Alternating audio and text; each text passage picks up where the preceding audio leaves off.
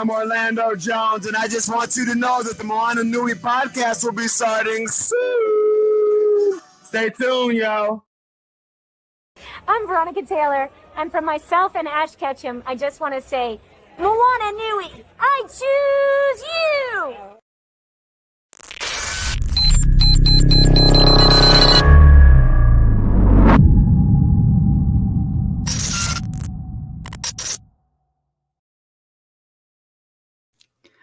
Aloha mai kako, everyone. Welcome to tonight's episode of the Moana Nui Podcast. We are here for our June segment of Develop Your Talent with our partner, the Center for Asian Pacific American Women. Tonight, we are going to be discussing Listen to My Voice and how our guests are leveraging their voice and their platforms to positively impact the world and their communities. My name is Moana McAdams, and I am the co-host of the Moana Nui Podcast, normally joined by Dana Morgan, but she is off doing some setup for Ranger Stop and Pop Atlanta this weekend. So if you're looking for a fun convention, go downtown to Atlanta and check that out. Dana will be there doing exclusive interviews with your favorite Power Rangers for the Moana Nui Podcast. It's going to be a good time. For me, I will be at AwesomeCon here in DC. So come on down to the Washington, DC Convention Center this Friday to Sunday. We'll be there with our comic book series, The Wildcard Chronicles, our children's book series, The Adventures of Nakoa and Nohea, and just really there to have fun and engage with our community and our friends. So come down and see us. AwesomeCon's always a great time. So with that said, I am going to introduce our wonderful host tonight, our friend, our fairy godmother, Sue Ann Hong. She is the CEO of the Center for Asian Pacific American Women.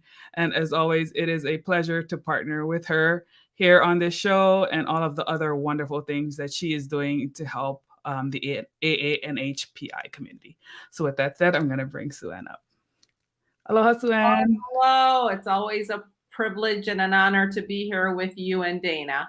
Yes. We're excited. So before we get started, I'll go ahead and introduce our panelists.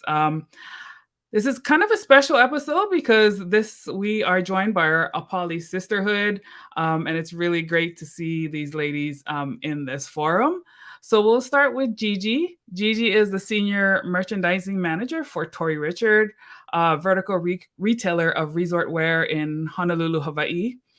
Gigi grew up in Hong Kong and Honolulu and has lived and traveled to various countries across Asia, Europe, and North America. She's one of the 23 women accepted into the 2023 Apali cohort, a signature leadership program by the Center for Asian Pacific American Women.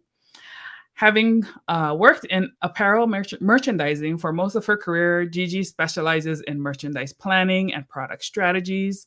She strives to better herself and have a positive effect to others in any way that she can. In her spare time, she enjoys traveling, cooking, learning a new craft, running, and spending time with her husband, parents, and 2 rescue dogs. So let us welcome Gigi to our show tonight. Aloha, Gigi. Aloha, how are you? Doing well. Fantastic. I'm so honored to be here.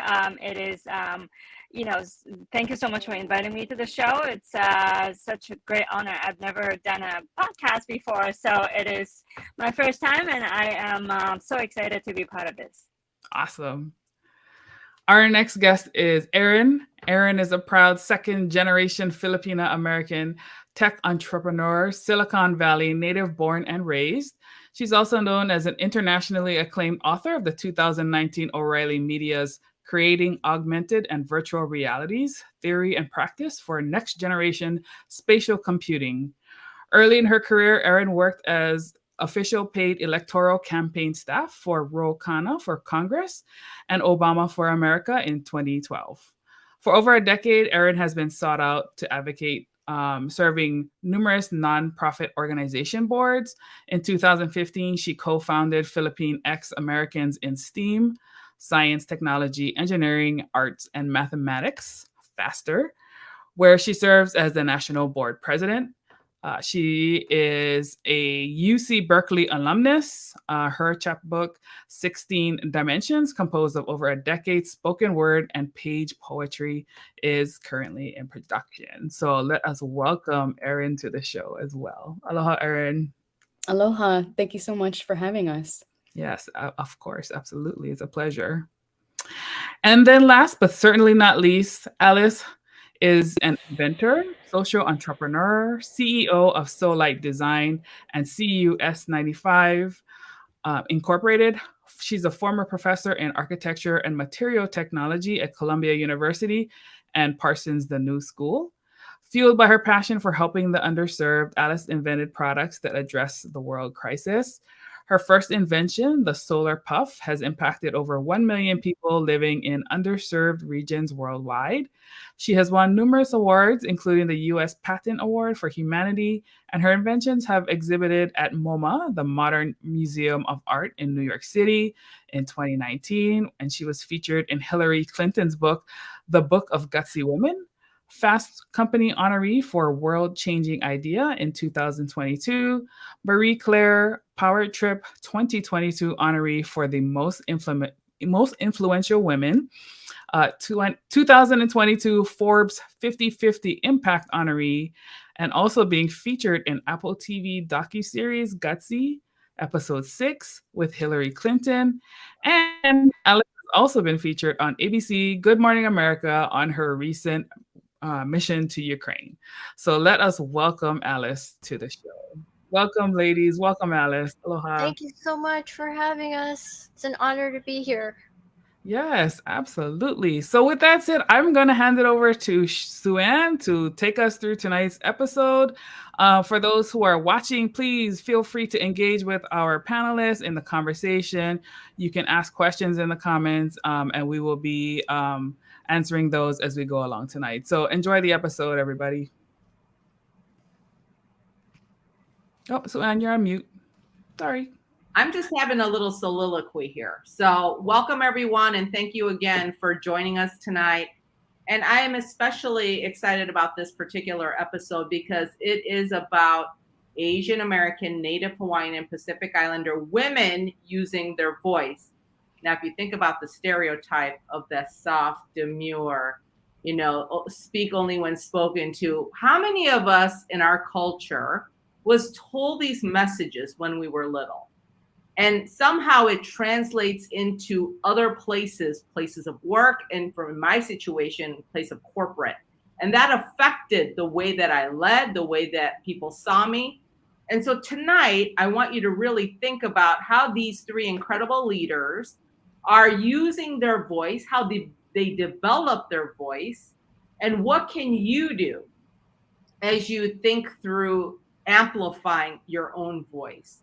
So with that, please put your comments in the comment section. If you have questions, don't wait till the end because these are incredible women. So let me start with Alice first. And just, can you talk a little bit about your background? And I'm asking each of you, what one fond memory do you have about your family? So Alice. Well, I grew up in Korea.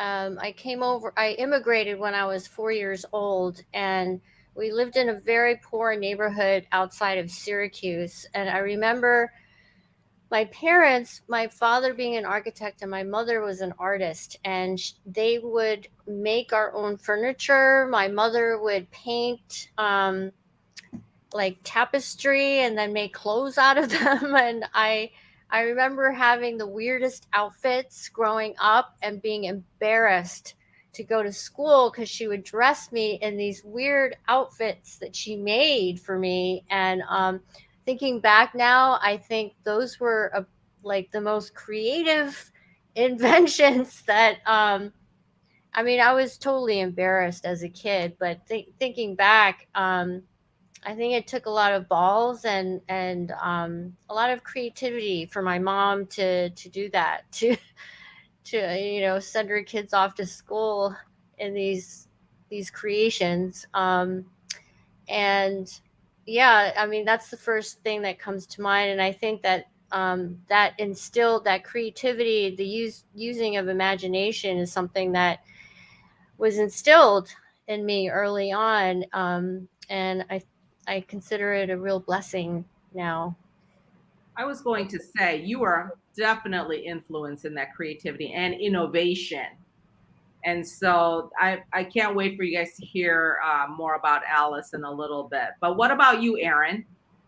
I think for me, it has to be those house parties in the 90s where if you're Filipino, breakdancing, any element of hip hop is just like home. So my brother and his friends would cut up linoleum that we had from our old floors that we would tile, and they would breakdance on it in the backyard on our red deck. And my cousin also was a DJ, so he's best friends with DJ Rocky Rock, which is the Black Eyed Peas DJ. So having that, I still have pictures of it. It's one of my favorites whenever I talk about my family. That's what I usually show. Like, there's me, trying to figure out how to baby scratch. It's really hard to actually DJ. And maybe the second one would just be artwork my dad kept for years of a painting I had at Easter. It's like watercolor, and it's not great. But both my brother and my dad, they're actually really amazing visual artists. So, I think for us, as much as I'm an advocate for science and technology, where that's like a value at home, with like mom is a microbiologist, dad is a toxicologist, like art was always present, and karaoke and things like that. And I was a choir girl growing up for like 10 years. So I think when I think of that, it's a series of like memories that really just express joy. I'm just trying to imagine you breakdancing in the back. I'm just saying. I think that would have been I love it. I love it. Gigi, what about you? Well, so I am a Chinese American from Hong Kong. My parents took my sister and myself, and we immigrated to Hawaii back in 1996, just right before Hong Kong was handed over back to China. So, I was a teenager when we first came to the U.S. Part of my, growing up was in Hong Kong, and part of it was in Hawaii. Definitely, I remember, because I came to the States when I was at that age that kids are they're forming their own clique. So, high school time was definitely very challenging. And then, my parents were already really hardworking people back in Hong Kong. And just as with many immigrants, right, they came to the States and they had to take up just jobs they're not familiar with. And they will take up, multiple jobs at a time and just like work their butts off really to give me and my sister a comfortable upbringing and kind of like, we wanted to do these study abroad things and they will pay for it. As my parents also love to travel and, they would talk about wanting to travel after their retirements. And they both retired during COVID. So they weren't really able to do any of that during the first year and a half. So really one of my fond memories I have with my family is really from last fall. Me and my sister decided to leave the husbands, leave her kids, leave my dogs, and just took my parents to a big trip in Europe. And, we went to some of the most iconic cities, and it's really pure joy for me seeing how much my parents enjoyed it. Just, after all that they have done for us, it's really wonderful to be able to finally do something for them and kind of take them on an adventure. So that was my fond memory with my family. Love that. Travel as a way to bond. That's awesome. So let me ask you this. So can you share with the audience, what is it that you do, and provide a little bit of context around that? And then how did you end up as this thing that you're doing right now? How has this become a passion for you? So Erin, can you share with the audience? Sure. So I've been coding since I was 8 years old. So software engineer and computational designer. I think I just wanted to make websites. So most people, when you think about nerdy engineers, they do back-end engineering where design and humanities last. For me, that was first. I started off as a front-end engineer. Again, like I mentioned earlier, my family works in tech. So my parents worked in biotech for 30 years. My dad works on the COVID-19 vaccine. So science is a value and a way of life, not like, it's not just a belief, it's just a way of living that was just ingrained into me growing up, where my parents were like, you should double major in computer science and computational biology and get your PhD, which I did not want to do that. But, having the entrepreneurial mindset from Silicon Valley, my mom was also an entrepreneur, and she worked in R&D for startups around solving different cancers. So between that and my brother, whose early career was in games as a game tester at EA Electronic Arts and now works in health tech, having the nonprofit was so natural to me for FASTER, Filipinx Americans in STEAM, because both of my parents were so involved in the community. Like my mom was the only, I think, licensed Filipino veterinarian in Northern California, and they had every single member in biotech. So they built out their communities. Up to now, everyone's, retiring, or when someone gets laid off, tries to find a job, you had a support system. So, for me, with FASTER and also with ALA, Asian Leaders Alliance, which, I used to serve on the leadership team of that organization, which represents 1,000 plus now tech and corporate employee resource groups. If you're Asian American, you find yourself, and the higher you move up into executive roles or as a founder and investor, we're very much still underrepresented in the room. So even if half of Silicon Valley's employees are Asian American, we're not getting promoted at the ranks that we should be. There's still a lot of disparity. So I think, having that, ingrained in me growing up, and now continuing on passing that, that it was like a nonprofit. I was helping my mom found when I was 18, and then now doing it, in my, I think it was like my late 20s and now 30s. And now I'm trying to think of like the next thing of like, how do I continue on that legacy to sustain? That's, kind of where that comes from. And I think for me, a lot of the hobbies that I have, because I've had other careers, like I worked in civic engagement, and now I'm trying to figure out if it's games and film, as it intersects with technology and whatnot. All of that, I think, comes from a deep connection to community with family and our professions, where, our hobbies are like, we turn it into like our job almost. And, for me, there's always an intersection also with art and technology that I think is also really unique, especially with Filipino Americans as well. I love the fact that you are integrating the left and the right brain, right? In terms of STEAM. Absolutely. I'm like, the A is in STEAM, there's arts, there's design. I know there's still engineering stuff, but I'm like, it's all connected. I really consider it being an interdisciplinary type of mindset. Absolutely. The creativity and the innovation, like I talked about. The other thing I wanted to point out is when you think about representation, you guys, McKinsey and Lean In, they do this big women in the workplace study every year. 1 in 4 women in C-suite, 1 in 20 women of color in C-suite, 1 in 50 ANHPI women in C-suite. We got some work to do. And guess what? This is all part of it, is how you develop that voice. So I love the field that you're in, Erin, and making that you're paving the way, and your mom started it. I love that. Gigi, what about you? Well, it's kind of related to my mother as well. My mother was always in apparel business. And so she worked in clothing manufacturing when she was younger, and she was a small boutique owner. She's definitely has that entrepreneur mindset, before. So that was before we moved to the US, and in Hawaii, she worked as a tailor until she retired.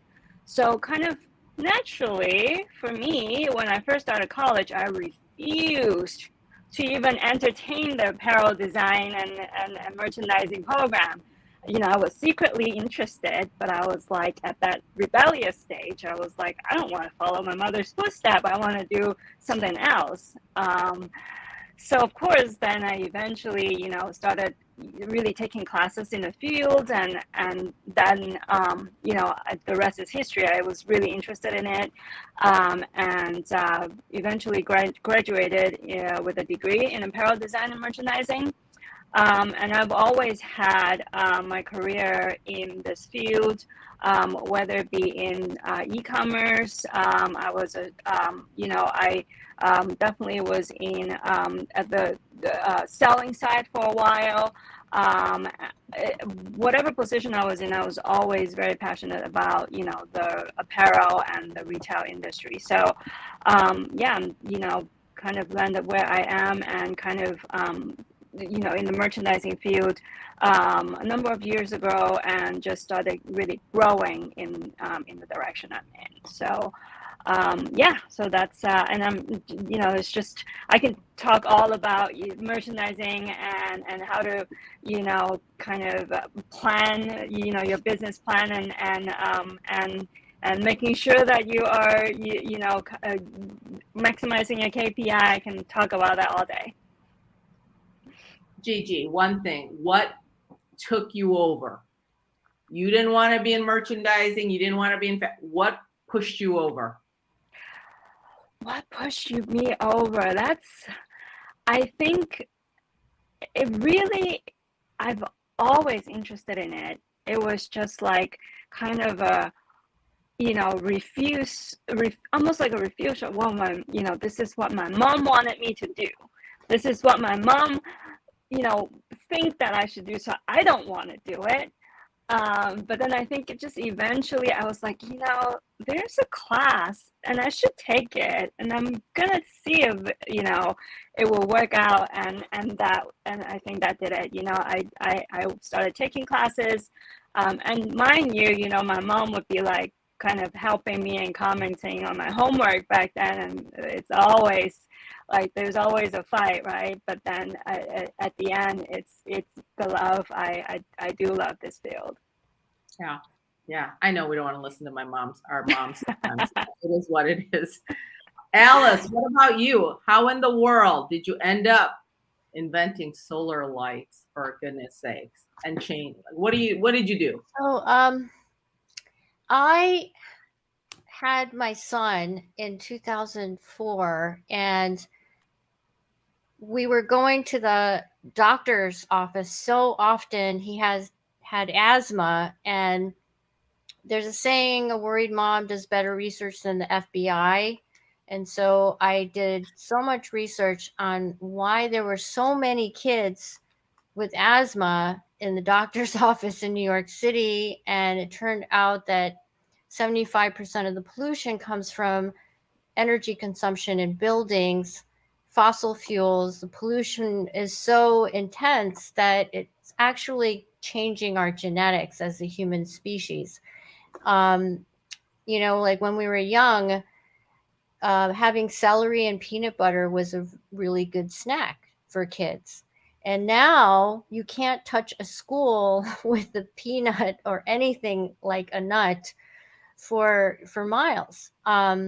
So at that point, I decided to focus on solar energy, because the sun is, free energy. It comes to the earth. It's the most powerful source of energy that comes to the earth every day.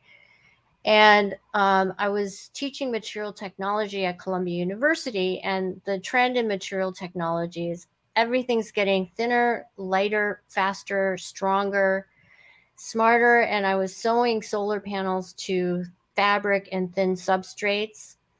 And then, I always say that there's never a straight line in terms of fate or destiny, or, the journey that you're taking. There's always going to be forks in the road, and a few steps back and a few forward all the time. So, and you have your day to day, but then you have these moments of chaos that affect you, or serendipity, things that you don't expect, that you have to overcome and are challenged with, that maybe you've never been challenged by before. And you have to either rise up to that challenge, or you lean back and become a witness.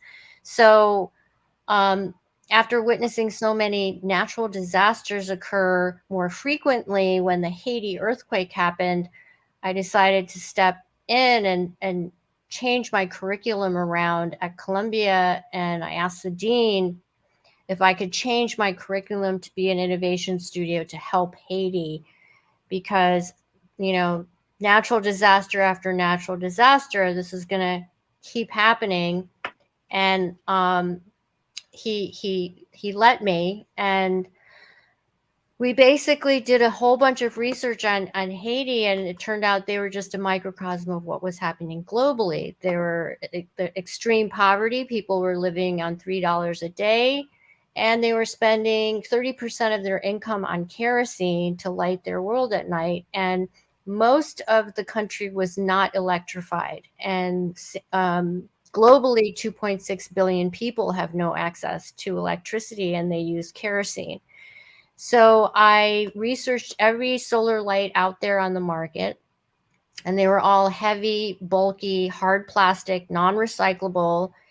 And I grew up doing origami as an Asian. My mother taught me origami, and the whole idea of folding and flat packing and transforming form so that it takes up less space, so you can fit more in a carton for deployment. And I was inspired by the origami balloon. And so this one is our most recent one, which we launched today. And it basically pops open into a cube. And it also has a USB-C port to charge your phone. And it has a really big solar panel, a larger solar panel, so that you can actually harness enough energy to charge a phone. A lot of the other solar panels, solar chargers are too small, the solar area, and it would take 2 weeks to charge that battery.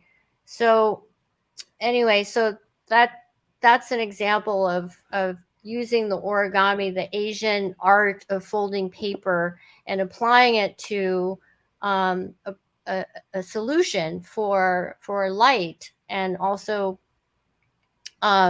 using solar, you're actually giving people money back, so that they don't have to spend money on kerosene. They can use that for food, clothing, education. And when I found that out, I decided, that's a win-win situation. And that's when I decided to become a social entrepreneur. So fast forward 7 years, we launched the first product. Now we're launching I think it's our 8th product. And we've impacted millions of lives worldwide. And I just came back from Ukraine to deliver lights to children with PTSD in Kyiv and Lviv. And I just came back from Turkey, delivering lights to many children in tent camps, because so many people after the earthquake, they have no homes. And right now, temporary housing are tents, and they usually end up staying there for 5 years. So I think they call it transitional housing. And when I go to these places, my passion is really to help people and make lives better. I feel like I always say that I think God has given me this courage or bravery to be able to go to these red zones to help people. And that's where I get my fulfillment, in terms of, this is why I'm here, and this is why I'm doing what I'm doing, because when I see these kids' faces light up and smile after these incredible atrocities that they've gone through, I feel like everything, all the hardship and all of the pain and suffering I've gone through as an entrepreneur, it's worth it. I just think that what you're doing is absolutely incredible. And again, taking your creativity, applying it to science, again, that left brain, right brain, Erin. So incredible, and just the lives that you're impacting. So let me ask you this about voice. So when was the first time, or when did you know you had a voice, that you could speak out or speak passionately about something in particular, and how did you harness that, Erin? Like I said before, I've always been a singer at a young age. In Filipino, you're just taught, like, go perform with all the aunties and uncles, all the karaoke songs are at church. So that was just a practice. Spoken word and hip hop, poetry, that always it came to me, a little bit later. But that also was something we saw growing up. As an activist, I was probably the person always organizing the rallies if I wasn't behind the bullhorn, but I didn't get arrested throughout college and was it high school? And I was a journalist also. I forgot to mention that before. During my career in civic engagement, I was a journalist for Philippine News, Change.org, and Hyphen Magazine. So, doing a lot of that writing, covering politics, youth, entertainment. I think with journalism, you're taught to be like objective, like it wasn't my own opinion. But I think in the coverage and like historical documentation of like uplifting other voices of like the things that they were doing, that has always been a part of me. Like writing has always been a medium and a practice, and that changes depending on the format. So for example, television and film and screenwriting is very different than poetry. It's different than a fictional novel. It's different than a technical book that I released. I did not know my first book was going to be a technical book. I had no idea. I thought I would be writing like something like Amy Tan was like a blogger and a journalist. Like, so all of those different things, I think how I use my voice has just always translated from writing in a different medium. And then when it wasn't that writing, it was like advocacy and organizing. So even in tech, it's like when I talk about the words justice, diversity, equity, inclusion, and belonging, to me, that's like my ethnic studies in practice in what you would consider like the tech and corporate setting. Like to me, activism is defined in many different ways. It's not just protesting something where it's like, maybe that's not effective. Maybe lobbying is effective. Maybe that's not your jam. Maybe it's, direct service community work or social entrepreneurship or a nonprofit. Like there's many different ways. And so how you actively practice and activate your voice, I think it's fluid, right? It's just a matter of, during a point in time, like I think when Alice spoke about, this is what happened with, whether it's Haiti or different issues, you felt sort of that calling. And so for me, I didn't mention it before, I was an immigrant rights activist when I first started out. I organized on the DREAM Act since high school because of my mentors and because of people in my family facing deportation, and everyone's safe, and people just change their papers and fix things. But a lot of our communities are still facing real issues with that, or even housing and home ownership. I was working on Occupy Wall Street. I day trade now, but like I would be the last person you would think that would care about crypto and day trading when I was like, I was a digital organizer for Occupy Wall Street. So, I thought about in the communities, Filipino American communities, among Asian Americans had the highest home ownership rate, but also the highest foreclosure rate in 2008. So, when I think about how do I activate my voice, it's more than just, what I write and how I express myself professionally or day to day. It's also my previous careers and why I chose to do what I did, which I really wear my heart on my sleeve. Most people know that I'm pretty outspoken in that regard. But I think I just encourage, many other women, especially like you said, Asian American women and women of color. We are, basically like told to be very submissive and demure and quiet. And I just was not always those things. Or if I wasn't speaking in class, but I was like, oh, I'm writing, I'm like creating poetry or something at a young age. So yeah. I love the fact that you have all these different ways and mediums to express what it is that you're trying to do, both from a journalism, but you've got all these other, social media, speaking engagement. You have like an arsenal of things that you do to speak your mind and what's going on. Oh, sorry, that's my little Yorkie. But the other thing is, by the way, Amy Tan. Now, did you know that she actually sang in a rock band with Steve? What's his name? The one that does the horror films. And I'm like, she's in leather pants singing a rock. So I love Amy Tan.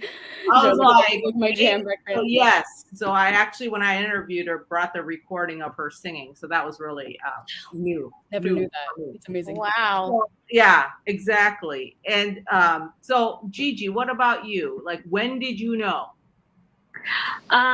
First of all, before I answer that question, I really want to just say, can you guys hear me? First of all, yes, okay. Much better. Much better. Perfect. Well, we know who the newbie is, right? All good. And first of all, I really wanted to say, like the things that you do, Alice and Erin, is just amazing. I mean, and I'm all about sustainability. Living on an island and not having a lot of resources here. Everything has to be shipped here. So I just really admire what you do, Alice, and I really want to talk to you more about if there is any opportunity to kind of expand it here. But going back to how I discover how I discover my voice, I think in a way I always been using it without really realize I'm using it, like in small ways only, right? I would vote, I would participate in marches, and maybe donate and volunteer to organizations that I'm passionate about. But growing up in a Chinese immigrant household, kind of, echoing what Sue-Ann was saying earlier, pretty much I was programmed to, have a great work ethic, keep my head down, do my job well, and really avoid conflict. That's really kind of my parents' philosophy. Bless them, I love them, but that's their philosophy. I definitely am a late bloomer compared to my fellow panelists. As definitely most of my earlier work life, I would do that, work, do a good job, and go with the flow, even if there's something that bothers me. So then as I get older, I started to realize this kind of keep your head down kind of tactic really isn't going to help me get any further, I do have an opinion, I have a point of view, and I feel that I can benefit my organization by speaking up. So, luckily I do have the opportunity to work with some great mentors. And just with their encouragement, I started to just kind of little by little speaking up, and it does take efforts. And I think one of the things I did find most helpful is preparation. To make yourself heard in a meeting, you do have to know the subject matter, be prepared to ask questions and answer questions, and present your point of view eloquently to really present yourself as someone with something important to say. So, that would be kind of my growing process. I love that. And by the way, we're not going to be able to get to the topic of executive presence. I think that's going to have to be another segment. But Alice, what about you? How do you know? How did you know? This is such a great question, Sue-Ann, and I really can so relate to both Erin and Gigi, all of your stories of how you found your voice and relationship with family, and understanding that we're part of a larger whole where we learn things from our mentors and people that we're inspired by, like people that we read, and something sparks energy inside of us and creates an incentive for us to be like them and model ourselves somehow differently, evolve ourselves differently from these mentors. And then also teachers in our lives, and they could be, not.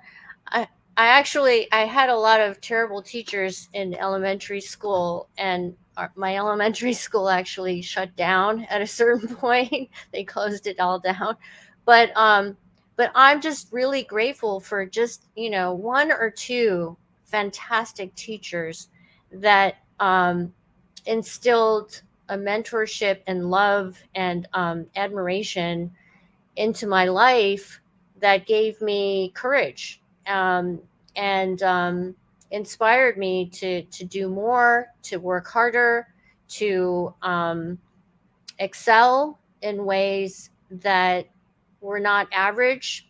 And I think that especially in Asian culture, a lot of us have parents that come from generations of trauma, post-war, immigrating to a new country. That's huge amount of stress, and psychologically. And so the children that grow up in those families in the new country, they have the weight of that, somehow. And I think part of our challenge as kids is to find our own identity. And that's where, I can relate to Gigi, and being challenged to be different, because it's so daunting, the kind of pressure that our parents, especially Asian parents, put on their kids. It's so hard to live up to their expectations, because they realize how hard life is, and you can't blame them. But as children growing up, you really struggle for your own identity. And I was pathologically shy when I was little. I was so afraid to speak up in public. But when I was in school, in architecture school, you are forced, regular, courses, at the end you have a final exam. But in architecture, you have to pin up your work and models, and you have to speak, and you have to defend your work publicly in front of a jury. And so doing that actually really helped me to start speaking about my work. But it was only until I found a point where I found something that was larger than myself, that I keep telling people, I wouldn't be doing this if it was just about me. If it was just about money, but when I realized the impact that it would have on my son's future and his children's future, that if I could have some sort of impact on their lives, then it's worth it for me. So at that point where it becomes something larger than myself, there's no amount of energy or passion or kind of strength that you'll be able to exhume from from the depths of your soul when you find that moment of passing that threshold of finding something larger than yourself, and the courage comes.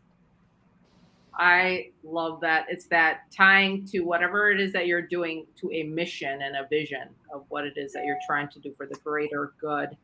And you did it for your son, and that's just so inspiring, And so let me ask each of you a question around building constituency, because when you're using your voice, when you're trying to get your message out, you are building a constituency and you're growing that constituency.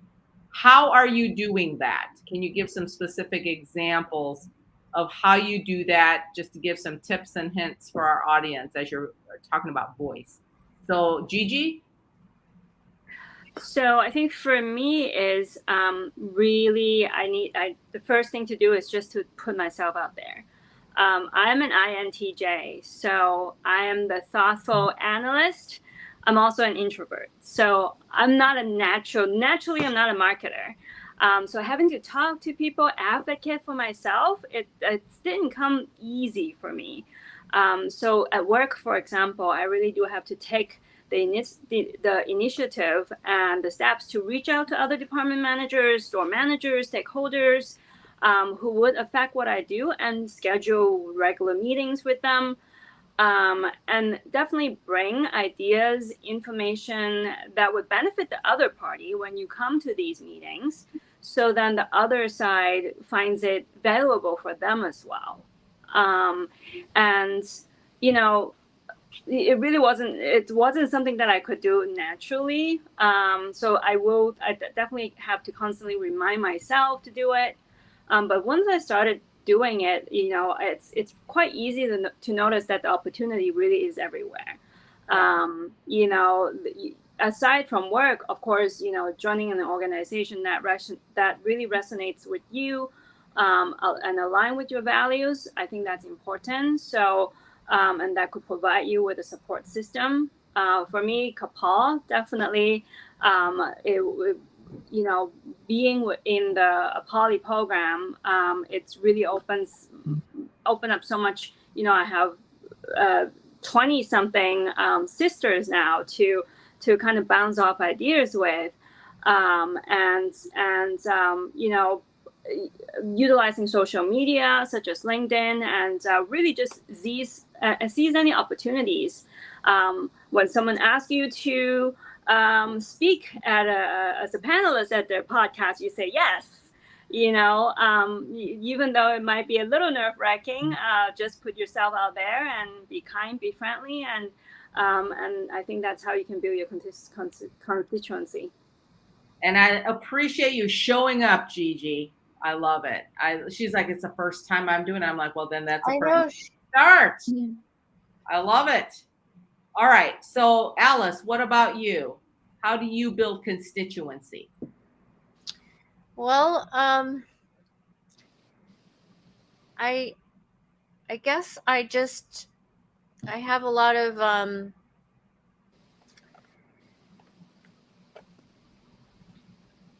I don't know. I just try really hard to create relationships with people and be as authentic and real as possible when I'm speaking to new people or building relationships. And I try. I'm an emphatic. I mean, I'm constantly wanting to help people and learn about people. I love people so much, and it's something that is, it's a curiosity in me where I really want to find out about people's past and what they're interested in and what they like to do and what brought them to, be here. And that always helps in terms of building relationships and making long-lasting relationships and creating a bond. And also, it's an incredible, I'm realizing that it's almost essential for business, being an entrepreneur, and building a following, not because you want to be followed, but because you really just believe in what you're doing. And people are drawn to authenticity. Absolutely. And, one of the things, Alice, I remember just having a conversation with you initially, just when we first met, our initial call, is just how genuine you came across. And frankly, I like to do business with people I like. and yeah, exactly. And trust. Exactly. So, I mean, that takes a little bit of time, right, to build that trust. And it's always through that relationship, because the funding or whatever may not come, but I don't go away just because I don't get funding, exactly. Right? That's right. Yeah. So, Erin, what about you? How do you build constituency? So I think for me, as an former organizer for Obama for America, you always have a base of some community. So that can be college for me. I was involved in it was a Berkeley AAPI alumni chapter, church, beyond. Everything to me is everyone is just an extension of family. Someone that's like, if you're Asian American, you're Filipino, I'm like, oh, you're family. I'll be like, and if you don't self-identify as a person of color, I'll be like, you're and it's like my industry homie of this thing, right? And professionally, it's important to be visible. Representation is important. So, I've always been very dedicated to that work, as much as some people hate identity politics. For me, it's like, this is just a part of who I am and how I've always been taught to build community. Liberation work important is actually very essential in that regard. And with Faster, the story when I started that too, I was just trying to help students, and I was maybe going to be a meetup, at different tech companies to have some entrepreneurs or something like that come in, and we help students. So most people don't know that I did not have an employee resource group, and I did not know ALA existed at the time. We were founded around the same time, but we had no idea about each other, even though there are Filipino American employee resource groups that are housed underneath the Asian American and Pacific Islander employee resource groups. So for me, I created spaces that didn't exist before, just for folks in my own ethnic community in my industry. Like, there's a handful of us that were in AR and VR or in AI or whatever. I was just trying to collect friends, because honestly, coming in from a career in civic engagement, transitioning, I was like, I went to one conference like years before with it was for Dado Bonatao's foundation. If people don't know Dado, he was a pioneer and one of 3 people of color in Homebrew Computer Club with Steve Jobs and Steve Wozniak. So he's a self-made entrepreneur and he has a foundation that's supporting the Philippines in innovation. And so for me, going to those conferences, with my parents or with my friends growing up, there was a base, although it's very focused on like Asia as opposed to the United States. I think for me, I was trying to find, I was like, so where are all the other high net worth individuals that could write a check to Rokana? Because most of the rooms I was in, it was self-made folks who were CTOs of Silicon Valley, a lot of the pioneers, but most of the rooms were cis, straight, white, male. Occasionally, if they were Asian, they were South Asian or East Asian American. Rarely women. If they were white. And I was trying to figure out how am I building a fundraising constituency base if the district we're representing, Congressional District 17, which represents Fremont all the way to Cupertino. So it's the first Asian American district outside of a majority district outside of Hawaii. So the highest voting ethnicities and populations were Chinese, Indian, Filipino, and Vietnamese. And most of those folks are working class. They're not necessarily all entrepreneurs in tech. Some are there, but it's very hard to find that list. So I was trying to make that, part of my central focus when I was leaving the campaign. And after I'd left it, just finding that community, it's like, oh, well, there's not a lot of us. Or, hey, there actually are folks that identify as me from my ethnic community or racial identity. And so outside of that, as a woman, other professional groups. So I started off with meetups. So before my other nonprofit, we had shut that down after a couple of years and I was teaching classes on AR and VR at Cisco while my co-founders taught at Unity. It started off as a meetup. So, how many different Twitter lists I've had over the years of Asian American journalists who are part of AAJA, LinkedIn, Google groups for authors and speakers, a lot of the lawyers in Silicon Valley who founded their nonprofits, and professional development groups as a part of the Lean In movement. I think I was just so connected to naturally being an evangelist for your cause. Like I was an evangelist for women who code. And for me, it's always about helping. Like you want to get a job in tech, we want to learn. How are you serving your community? What do you share? And this is a transformational sort of relationship, not a transactional one. I think when we say the word networking, people automatically go, oh, I can't do that. I'm like really shy, or it's like gross because people just want something from me, right? So I try to not frame it that way and try to make it more personable so that, like I want to develop with you in this sort of like friendship for something that we like to do, if that makes sense. It's much more soft when you put it that way. Well, I hear a couple of key things here. One is when you see a need for creating spaces, you create it. You don't wait for somebody to create it on your behalf. I love that. And the fact is, the second thing is the ability to kind of work cross, whether it's AAJA or other groups, just not being in a silo. Like you are literally like saying, hey, I'm going to build these relationships and we're going to do something together. And then I think you just have the passion for what you're talking about and what you're doing. So that comes out, right? And it engages people. So I love that. Gigi, what about you?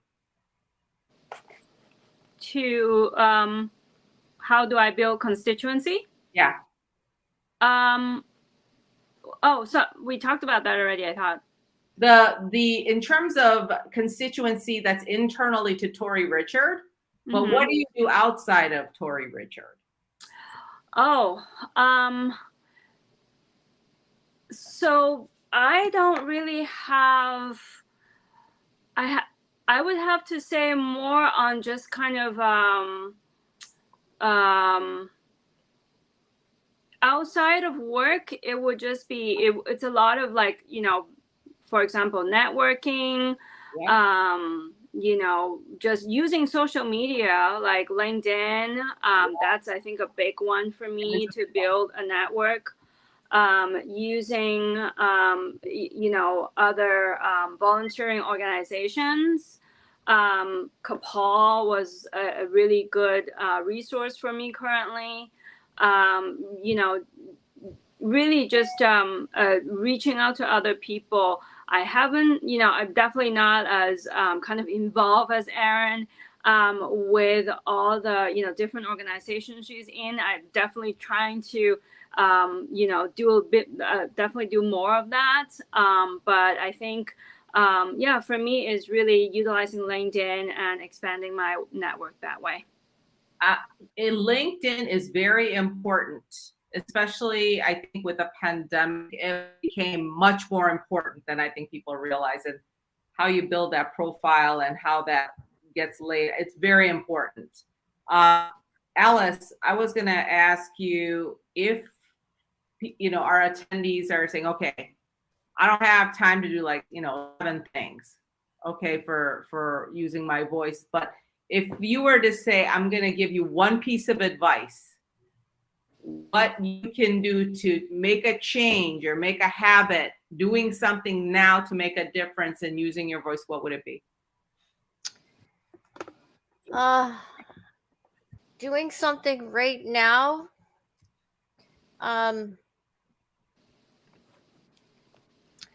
I would say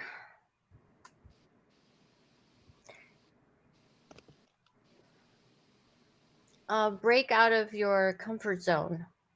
Take a risk and go beyond a boundary that you're used to, and take that risk into the unknown, and don't be afraid because you have nothing to lose. Because it goes back to, I think it was Steve Jobs that said, that if you don't love what you do, you'll be eaten alive. And there's so many people that just end up quitting. Yeah. Because they just don't have that passion. Yeah. So in order to succeed, you have to go past that threshold of into the unknown and taking that risk. And it can be a small risk, and then it can become a bigger risk, but it can be a minuscule risk. And it can start, but the toughest part is starting. Yeah, absolutely. By the way, what's the worst that could happen? Somebody says no. That's what I learned. Exactly. Right. And and you know what? The selling starts when they say no. Yeah, exactly. Erin, what advice, practical, actionable thing can people do to elevate their voice?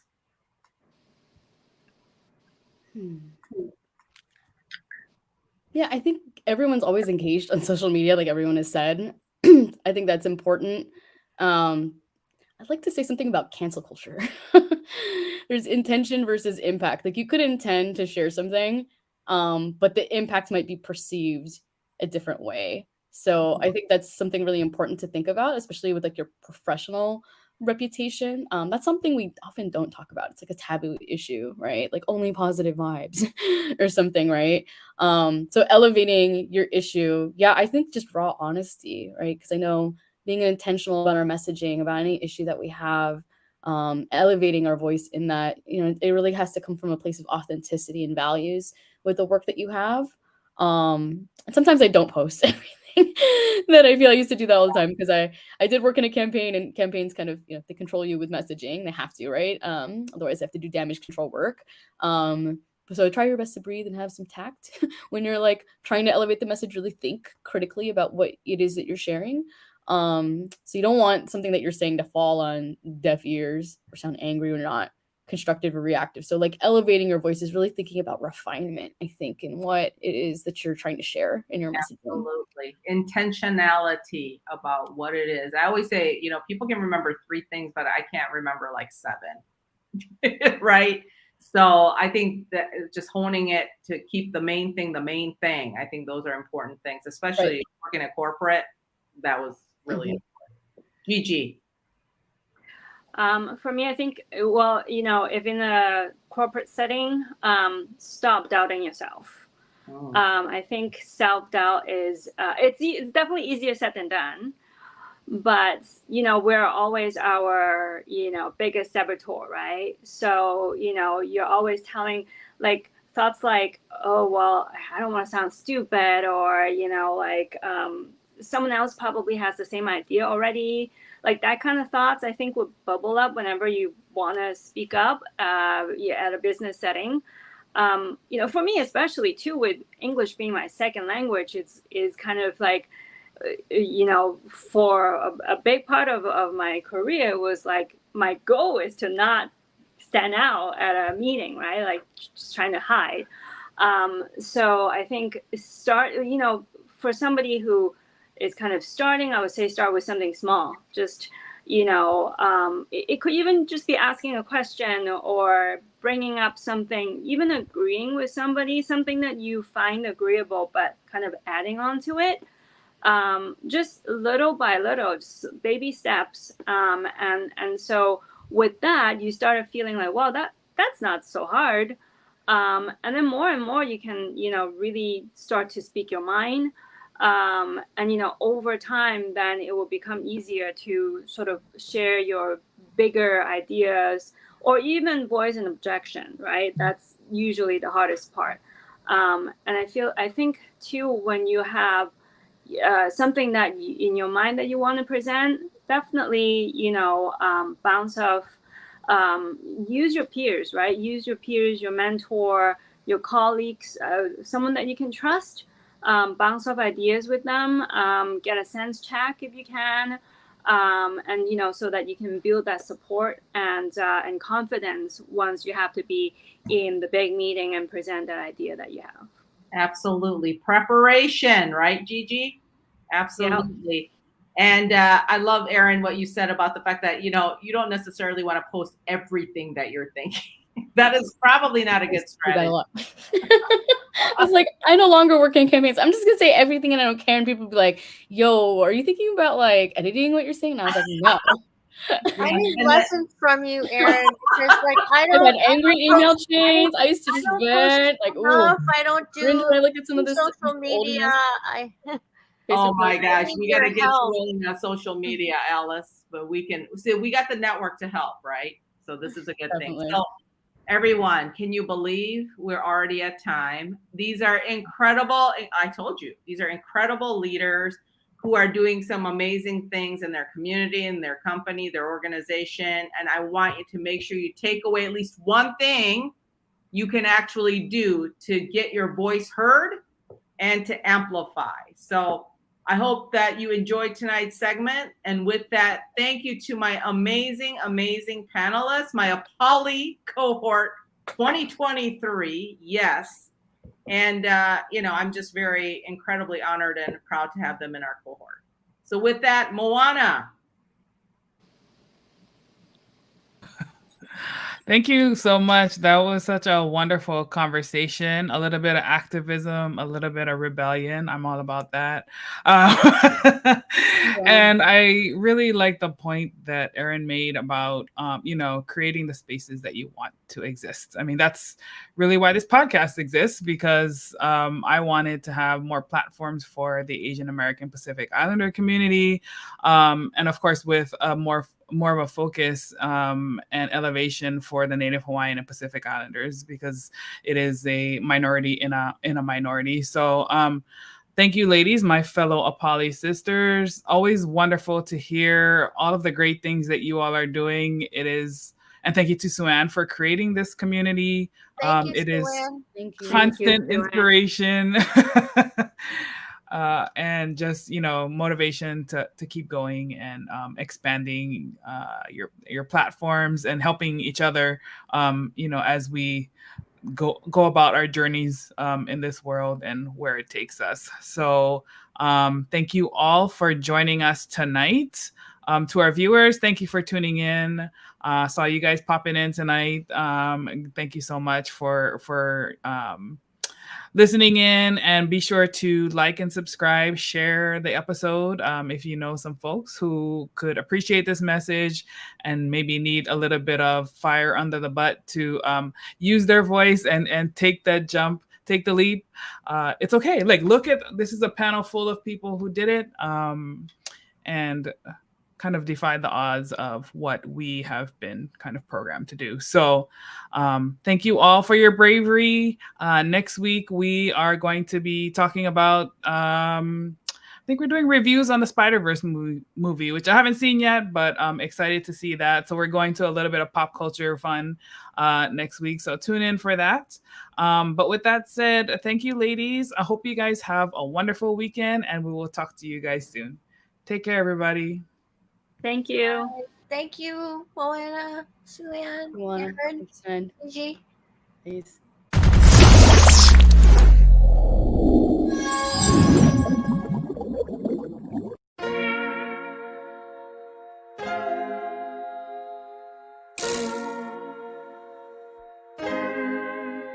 So many stories left to tell, even if we have to ourselves. Can't keep history on the shelf. If we won't tell it, we will. If this the land of the free, it was a freedom then, when they annexed Hawaii and called it Cedar Lands, without any type of payment and no signing off. Called themselves the Republic in 1894. 1.2 million acres overtaken from the native Hawaiians. When they resisted, the West retaliated in violence and erasure. The Hawaiian language was banned as part of colonialism's plan to expand, yeah. Stuck between a rock and a hard place. Multiple bombings of Kaho'olawe as a part of their ongoing war with Asia. Used it as a place for target practice. No consent or compensation. Colonizers call for annexation. No work out for all the locals. School will never let you know. So many stories left to tell, even if we have to ourselves. Can't keep history on the shelf. If we won't tell it, we will. Too many stories left to tell, even if we have to ourselves. Can't keep history on the shelf. If we won't tell it, we will. We will. So if we put Hawaii into perspective, well, Black and Asian history is interconnected. Considering the fight with the Pacific, then of course, versus Asia, they was treated as a middleman for war, but didn't let the Western colorism run its course, cause dark skin was a sign of dignity to core. The land was taken in the name of capitalism, when prior to it was an actual kingdom. Clap back at the system. Stuck between a rock and a hard place. Multiple bombings of Kaho'olawe as a part of their ongoing war with Asia. Used it as a place for target practice. No consent or compensation. Colonizers call for annexation. No work out for all the locals. School will never let you know. So many stories left to tell, even if we have to ourselves. Can't keep history on the shelf. If we won't tell it, we will. Too many stories left to tell, even if we have to ourselves. Can't keep history on the shelf. If we won't tell it, we will. So many stories left to tell, even if we have to ourselves. Can't keep history on the shelf. If we won't tell it, we will. Too many stories left to tell, even if we have to ourselves. Can't keep history on the shelf. If we won't tell it, we will. We will.